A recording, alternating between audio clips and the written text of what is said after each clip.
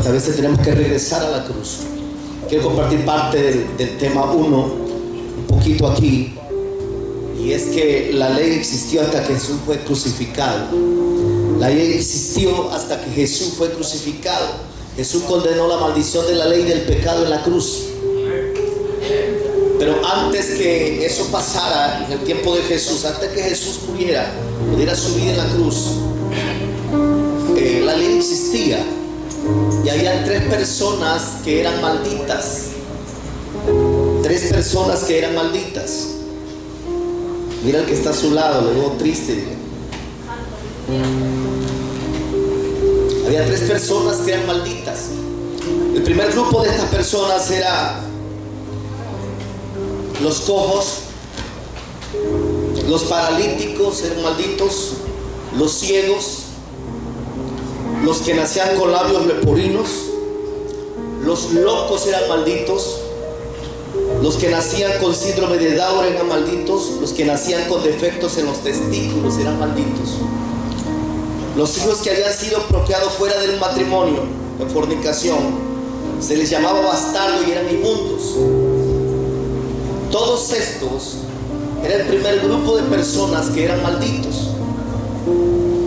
Estos podían vivir dentro de la ciudad, podían vivir en sus casas e incluso podían mendigar en las calles, pero lo que no podían hacer es entrar al templo, porque eran malditos.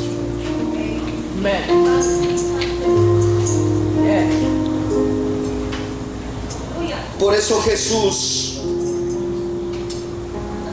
que lo único que podían tener una oportunidad eran los bastardos. Cuando la mamá de ese hijo procreado fuera del matrimonio en fornicación, tenía que esperar 10 años. Y a los 10 años el niño podía entrar al templo. A través de una situación de ritos, a través de un proyecto muy fuerte de libaciones y todo lo que nos quedamos corto por el tiempo. Este grupo era maldito.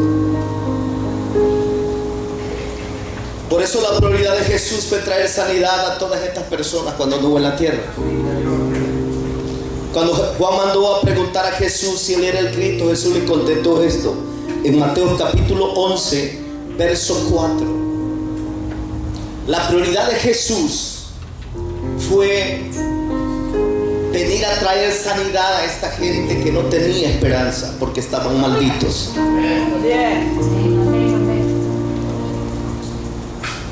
Y Juan manda a 2 de sus discípulos y les dice: pregúntenle a Jesús si él es el que había de venir o esperamos a otro. Y Jesús le dice en el verso 4, respondiendo Jesús le dijo: id y hagan saber a Juan las cosas que oyen y las cosas que ven.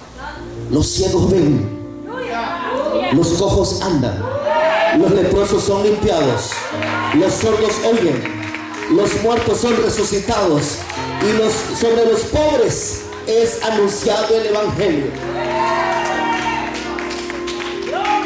Y bienaventurado el que no haya tropiezo en mí. Yo estoy declarando y profetizando que nuestros hijos y nuestras generaciones van a nacer sin defectos, porque hemos creído en la cruz de Cristo.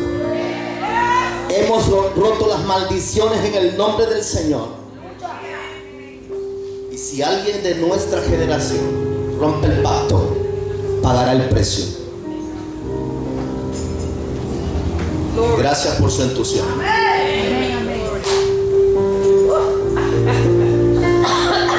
Los apóstoles Pedro y Juan fueron al templo. Y había ahí un paralítico que por su condición no le era permitido entrar en el templo. Y sus familiares lo llevaban a mendigar.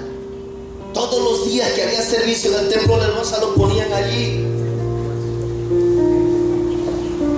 Y estaba pidiéndole dinero al apóstol Juan y al apóstol Pedro. Y ellos le dijeron: míranos, no tenemos oro ni plata, pero de lo que tenemos te damos en el nombre de Jesús. levántate y anda. El mismo poder que había obrado en Jesús ahora a través de la cruz está obrando en Pedro. Antes nosotros estábamos cautivos, no podíamos entrar al templo porque el pecado nos alejaba de Dios y de la iglesia. Esta hora muchos de nosotros estamos ya con el asador, las carnes, los 3 sits de cerveza, con el caldo de res o el cocido de res. Otros estábamos sin vida social. Otros estábamos sin ninguna esperanza, porque el pecado nos hacía alejarnos del Señor y de la iglesia. Hechos 3:1 dice: Pedro y Juan subían juntos al templo a la hora novena, la de la oración. Hechos 3:1.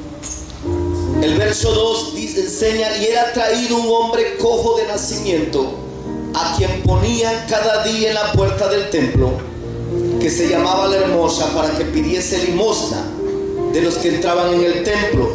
Cuando vio a Pedro y a Juan que iban a entrar al templo, les rogaba que le diese limosna.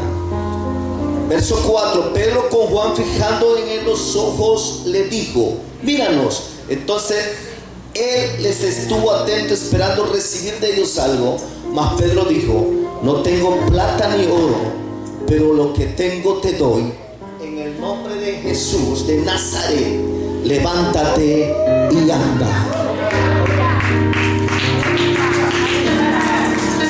El mismo poder que obró en Jesús estaba obrando en Pedro y Juan a través de la cruz.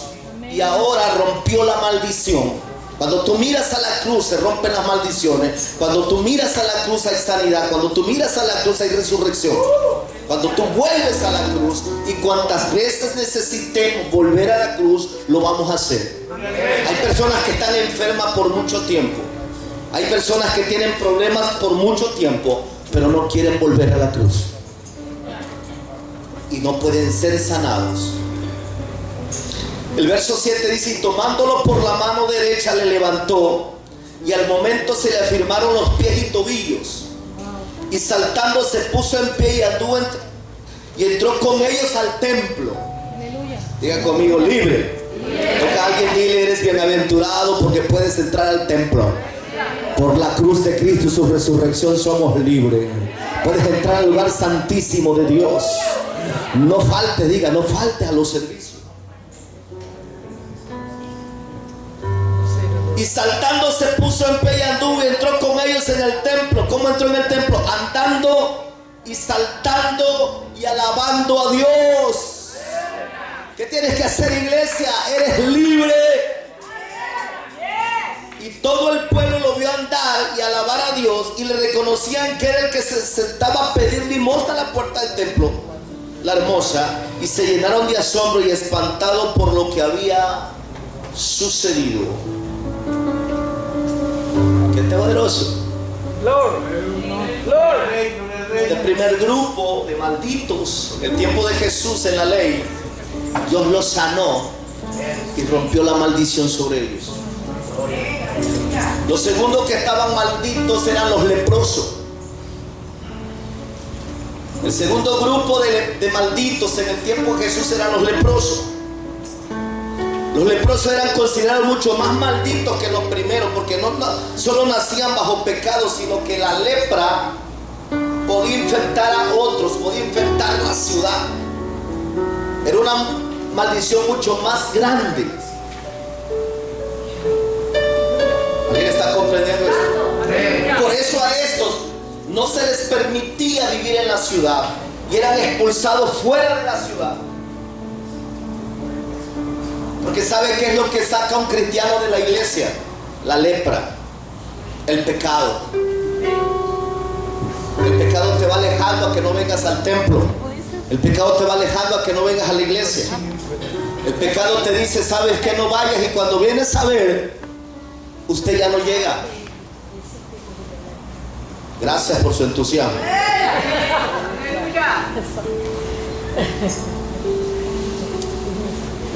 Y estos leprosos eran los segundos malditos. Era tan grande la maldición que eran expulsados de las ciudades. Y las ciudades estaban amuralladas. No tenían ninguna forma digna, ninguna manera digna de vida. Porque ellos estaban en las cavernas. Ellos estaban en los desiertos. Allá morían. Se les empezaban a caer los dedos. La nariz se les caían los pedazos. En otras palabras, los que eran expulsados leprosos allá hacían su grupo y eran como zombies en medio de los desiertos y las cavernas. Dice la historia que muchas buenas personas salían de la ciudad y les dejaban en cierto lugar alimento por la misericordia. Pero ellos iban deteriorando tanto que hacían unidad. Y la historia enseña que los comerciantes, los peregrinos, incluso tenían miedo de estos leprosos. Porque cuando pasaba alguien, ellos se juntaban gritando, ¡ay, ay! Y ellos huían, la gente lo huía, los leprosos allá en el desierto, en los caminos. Y nadie los atendía, nadie quería. Eran zombies. Hay una película de Will Smith que se llama Soy Leyenda. Entonces se supone que un virus infectó toda la ciudad. Y toda la ciudad se volvió zombie. Y cuando Will Smith, que era el único que tenía, no estaba infectado, salía, todos esos zombies corrían. ¡Ah!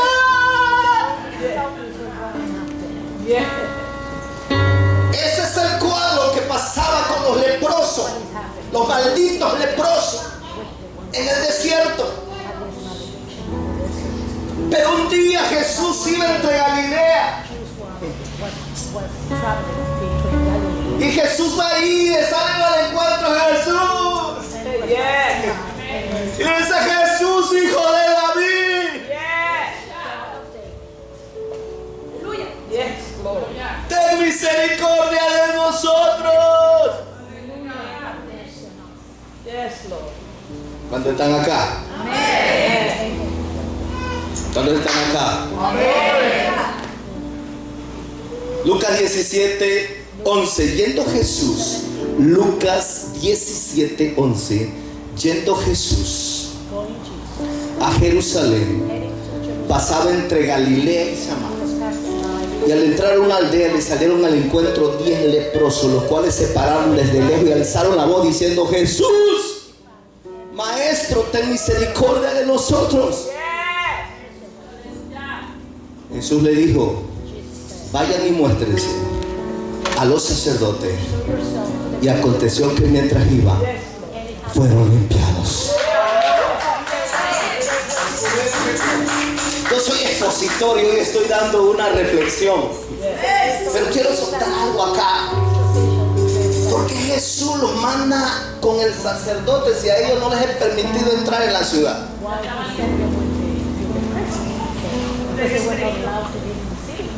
Como para que los leprosos le hubiera dicho: Jesús está medio, no nos van, ni siquiera nos van a dejar entrar en la ciudad, mucho menos acercarnos al sacerdote. Pero es que Jesús tiene que saber y tiene que ver que es que tú tienes fe. Por eso cuando sales de tu trabajo, Jesús tiene que ver que tú sales con fe. Ay, gracias.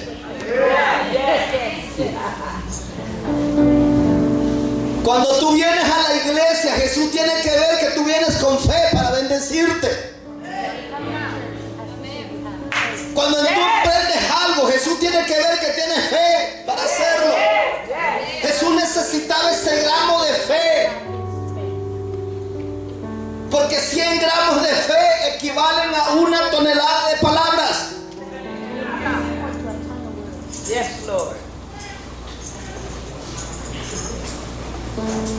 Y cuando le dijo, vayan hacia los sacerdotes, ellos empezaron a caminar por fe. Y dice que los que iban hacia los sacerdotes, Jesús sabía que si no sanaban antes de la entrada de la puerta en la muralla, no los iban a dejar entrar. Jesús sabe que si no recibes lo que estás esperando antes que llegue el tiempo, no vas a poder ser bendecido. Usted tiene que recibirlo antes, tiene que creerlo antes. A Dios hay que creerle por anticipado. Dile que está a tu lado, a Jesús se le cree por anticipado.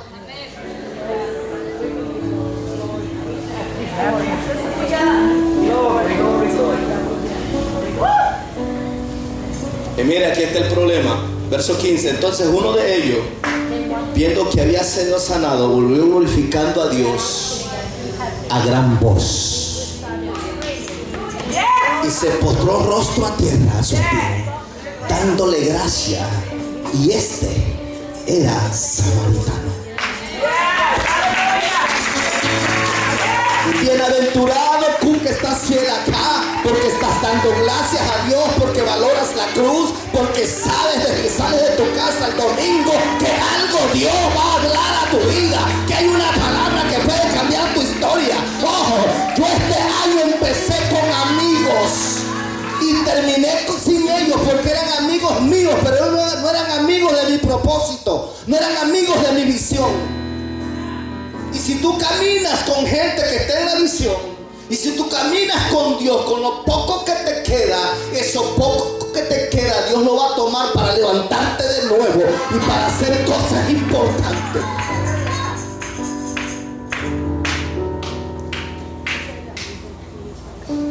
Luego tenemos a muy amigos nuestros, pero no son amigos de nuestro propósito. No camines con gente que no son amigos de tu propósito. Hoy me estoy desmayando aquí. Ay, tenga misericordia, una agüita por ahí.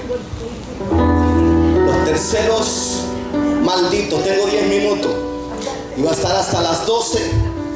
Son las 12:04. Tomé 15 minutos para esto. Dios santo. Glory to God. Glory to God.